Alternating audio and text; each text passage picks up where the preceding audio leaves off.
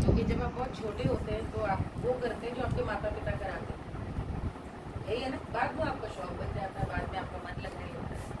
तो हम जब छोटे थे तो हमारी माँ को लगता था कि मैं गा सकती हूँ। माँ मेहनत करती थी, वो सिखाती थी, सिखवाती थी गाने के लिए, मेहनत कराती थी, गुरुओं के पास लेकर के गई। और वो फिर जो उनका जुनून था वो पीछे रह गया, मेरा जुनून बन गया मुझे गाना। लेकिन हमारे घर में कोई गाता बजाता नहीं था, और उनको यदि लगा कि मैं गाती हूँ तो ऐसा लगता है मुझे कि जैसे हर बच्चे में कोई एक चीज़ ऐसी होती है कि बड़ों को देख के लगता है कि इसको सिखाना चाहिए, गा रही है, नाच रही है। तो वो 2 साल 3 साल में क्या कर रही थी मुझे नहीं पता, मैं किससे सुनती। माँ जो थी मेला फीड वगैरह लगाते, फीड वगैरह आजकल नहीं लगती है, उस ज़माने में ये इनफैक्ट 71 में पाकिस्तान वॉर वगैरह फीड लगती थी। तो उसमें मुझे अभी याद है कि माँ जो है वो खाने पीने में कुछ बनाया था, छोला वोला दुकान लगाई, लेडीज़ जो दुकान मतलब जो क्लब की उसमें, तो उसमें वो लोग वहाँ पे हंसी उड़ा रहे थे कि मैं वहाँ लगातार गाने बज रहे हूँ, तुम डांस कर रहे। दो लोग हंस रहे थे कि ज़्यादा अच्छी सेल हो रही जिनकी, क्योंकि लगातार गाने। तो ये मैं उस समय 4-5 साल की। तो इस तरह किस्से मैंने बहुत सुन रखी। दादी गाती थी तो हम उन्हीं के संग सोने लगे, क्योंकि वो गाती थी सुबह भजन का। तो मुझे लगता है कि कहीं ना कहीं शौक बचपन से रहा, और प्रेरणा इसीलिए लगता है अब कह सकते पिछले जन्म का कुछ गाने बजाने का रहा होगा। और जैसे जैसे आप बड़े होते जाते हैं तो माता पिता बहुत बड़ी प्रेरणा होती है। वो आपको गुरु के पास ले जाते हैं, वो आपको सिखाते हैं कि अनुशासन में रहो, किस गुरु के पास जाना है। गुरु आए तो उनके पहले बैठ जाओ, खुद ही कॉपी किताब निकाल करके।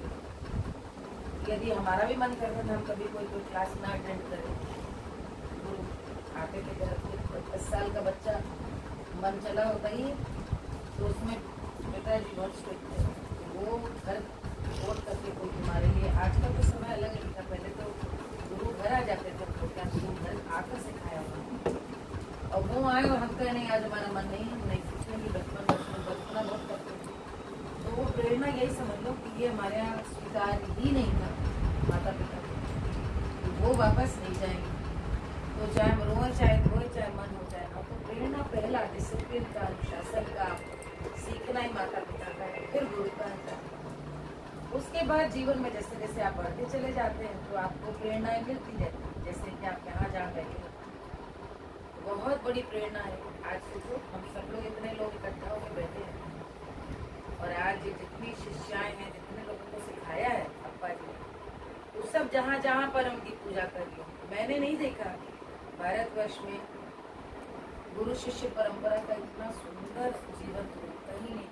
बहुत लोगों के शिष्य सीखते हैं, लेकिन गुरु के प्रति इस तरह की भक्ति, और वो इसलिए उन्होंने बहुत प्यार दिया शिष्य, वो भी प्रेरणा रही।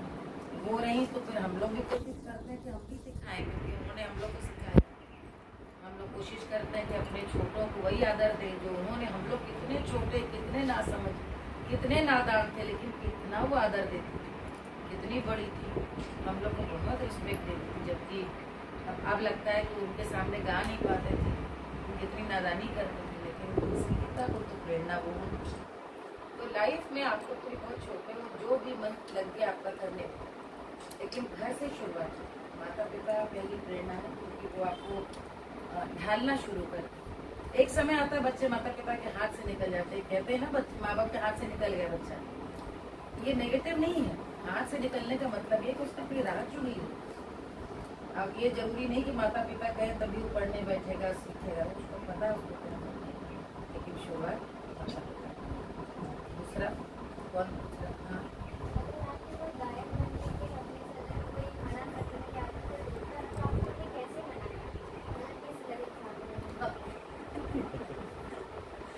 देखो लड़ सकते नहीं थे, क्योंकि लड़कर जीत भी नहीं सकती, इस बात में किससे लड़ेंगे। और दूसरा कोई आदमी ऐसे रास्ता नहीं रोक कर खड़ा होता है कि ए कल से गाना नहीं गाओगे, ऐसे नहीं होता है, दूसरी तरह से होता है।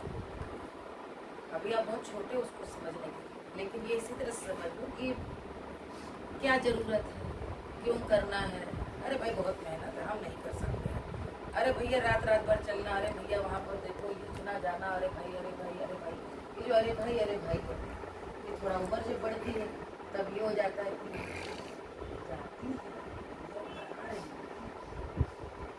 जैसे जैसे आप बड़े होते जाते हैं, आप संवेदनशील होते जाते हैं, आपको समझ में रहता है which is a positive response, which is a negative response. ये आपको जीवन में लेना है कि आप अच्छी बातों को जीवन में जितने लोग नेगेटिव आपके बाद रहते हैं, आप सक्सेसफुल हो जाते हैं तो वही आपके साथ ताली बजाते हैं, खड़े होकर आपको ऑटोग्राफ मांगेगा, आपके सब फोटो खींचेंगे। So it is about your conviction कि आप उनकी बातों से बिल्कुल serious, if you are convinced कि जो आप कर रही हो सही, इफ़ यदि कन्विक्शन नहीं तो आप ना यहाँ करोगे ना बाकी, नहीं हम तो जिद है कि हम तो भाई करेंगे ही करेंगे, पता चला रियाज नहीं है, उतना मेहनत नहीं, उतना समर्पण नहीं, तो आप कहीं भी कहीं के नहीं रहोगे।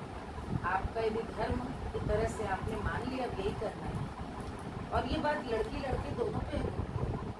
कितने लड़के हैं जो गाने का करियर लेते हैं, जिनके घर में संगीत का माहौल नहीं, वो करियर लेना चाहते हैं तो उनको लड़कों से भी यही अपेक्षा रहती है कि भाई डॉक्टर इंजीनियर बने, लड़कियों से भी अलग टाइप की है तो लड़कों से अलग टाइप की। तो हमको तो बहुत ज़्यादा नेगेटिव रिएक्शंस मिले बचपन से। पहले लोगों ने कहा आवाज़ अच्छी नहीं है, फिर लोगों ने कहा कि ये नहीं गाती हैं, ये नहीं गा सकती हैं, वो नहीं। तो अच्छा क्या कर सकते उस ज़माने में बताने वाले नहीं थे लोग, क्योंकि हमारे घर में कोई गाइड करने वाला भी नहीं था। अपने प्रति बहुत ईमानदार होना पड़ा कि मैं क्या कर सकती हूँ, क्योंकि अधिकतर लोग वहाँ पर कि इनका ये ठीक नहीं हो, वो ठीक नहीं हो, बस सब तो हमेशा कमियाँ ज़्यादा हमने सुनी। एक चीज़ की तारीफ सुनती थी कि बोल्ड है, स्टेज प्रेजेंटेशन अच्छा है, तो यानी समझ में आ रहा था गाने की तारीफ नहीं हो रही, गाने पे मेहनत करनी है।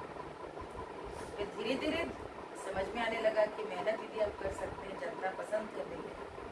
फिर हम बड़े हुए तो माँ मेरे को दूर दूर लेके जाती थी प्रोग्राम कराने, दूसरे शहरों में। तो रिश्तेदारियों में लोग कहते थे कि स्टेज कराना है क्या है, स्टेज बहुत खराब माना जाता था ज़माने पर। ये बात मैं कर रही हूँ 40 साल 40 ईयर्स, मेरी शादी को ही हो गए 38 साल 40 साल, उसके पहले की बात। स्टेज कर रही हो कहा नहीं, हमारी माँ को बोली, तो यानी स्टेज एक बड़ी डेरोगेटरी टर्म थी लड़की को स्टेज कराना, मतलब जैसे ऑर्केस्ट्रा खराब मानते थे, अपमानजनक था। लेकिन मेरी माँ को प्रेरणा क्यों बोल रहा है कि उन पर फर्क नहीं पड़ा, और उन्होंने मेरा साथ दिया, उनकी हिम्मत से मेरी हिम्मत बनी, और मैंने कहा नहीं, जो गुरुओं से मुझे जो मिल रहा है मैं सीखूँ, मैं गाऊँ, अपनी कमियाँ सुधारूँ, अपना गाना रियाज करूँ, मेहनत करूँ, यदि करना चाहती हूँ।